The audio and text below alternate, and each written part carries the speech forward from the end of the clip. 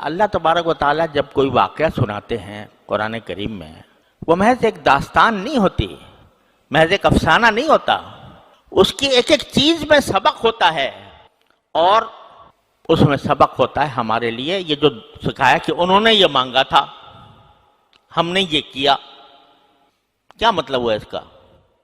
تم بھی مانگو، تم بھی ہم سے اسی طرح مانگو، اور جہاں تمہیں دشواریاں پیش آ رہی ہوں اور تمہارے سامنے رکاوٹیں ہوں دین پر چلنے کے لیے، تو وہاں ہمیں پکارو، ہم سے مانگو، یہی مانگو، ربنا آتنا من لدنک رحمتا وہیئ لنا من امرنا رشدا۔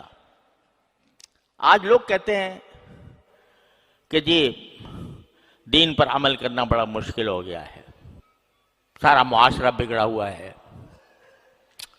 رشوت کا بازار گرم ہے، ہم کاروبار کریں تو کیسے کریں، بغیر رشوت کے کام نہیں ہوتا، ہم بازار میں نکلتے ہیں، گھر سے باہر نکلتے ہیں تو نگاہوں کو پناہ نہیں ملتی، اور نگاہوں کو کیسے بچائیں؟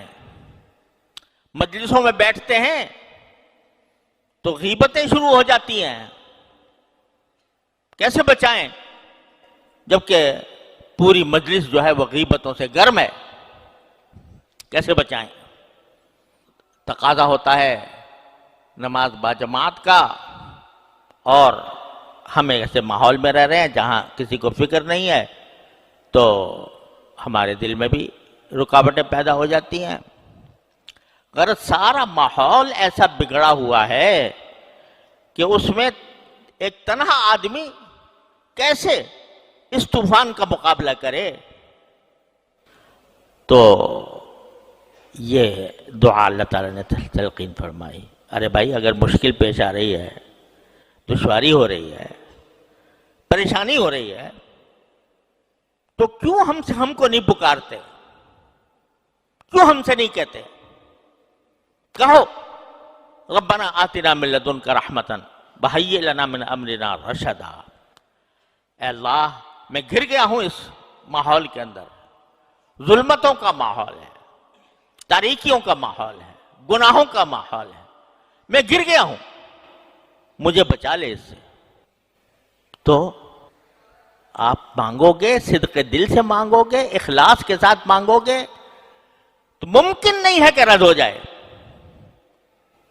کوئی دعا اگر آدمی دنیا کے کسی مقصد کے لیے مانگتا ہے نا، یا اللہ مجھے فلاں ملازمت دے دے، فلاں منصب دے دے، تو وہ ضروری نہیں ہے کہ تمہیں وہ مل جائے۔ کیوں؟ اس لیے کہ جب اللہ تعالیٰ دیکھتے ہیں کہ اس بندے کو اگر یہ منصب دے دیا تو یہ اس کو خراب کرے گا، اس کے اندر تکبر پیدا ہو جائے گا، یہ دوسروں کے ساتھ ظلم کرے گا، نہیں دیتے اللہ میاں۔ اس لیے نہیں دیتے کہ تمہاری مصلحت کے مطابق نہیں ہوتا۔ لیکن اگر تم اللہ سے دین مانگو، صلاح مانگو، گناہوں سے بچنے کی توفیق مانگو، طاعات اور عبادات کی عمل کرنے کی توفیق مانگو، اور صدق دل سے مانگو، تو اللہ تعالیٰ کے ہاں دینے کی کوئی کمی نہیں۔ کوئی جو نہ شنا سے ادا ہو تو کیا علاج، کوئی جو نہ شنا سے ادا ہو تو کیا علاج، ان کی نوازشوں میں تو کوئی کمی نہیں۔